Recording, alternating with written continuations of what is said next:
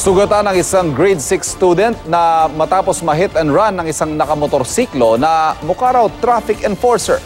Naipablatter ng insidente at tinutuntun na rin ang rider ng motorsiklo. Narito ang aking report. Kuha ito dakong alas 3 ng hapon sa kahabaan ng Pedro Hill, Santa Ana, Maynila. Pagkaraan ng dalawang humaharurot na truck. Ang pagdaan ng isang motorsiklo na nakahagip ng isang tumatawid na bata na agad na bumagsak sa kalsada. Kita rin sa CCTV na bumalik ang nakabangga na naka-vest na neon green, naka-asul na pantalon at naka-boots. Pero hindi nahagip ang kanyang mukha. Matapos ito yung biktima, lumisan din ang nakabanggang rider. Nagpapagaling ngayon sa Adventist Medical Center ang biktimang kinilalang si Justin Madarang, 11 anyos. Yung ipin niya tinatanggal na po kasi bumaon nga po pataas. So kailangan tanggalin yung dalawang ipin. Putok po yung labi niya. Meron po siyang tahi sa kanang hita niya. And then may mga sprains po siya sa ulo.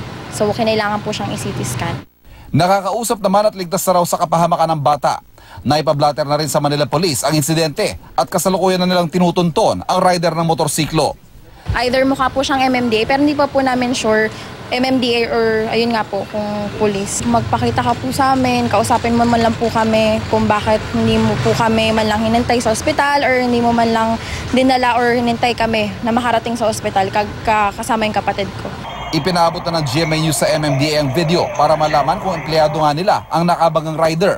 Ayon sa MMDA, tutulong sila sa investigasyon para matunto ng rider na posibleng sampahan ng kasong kriminal dahil sa pag-abandona sa biktima.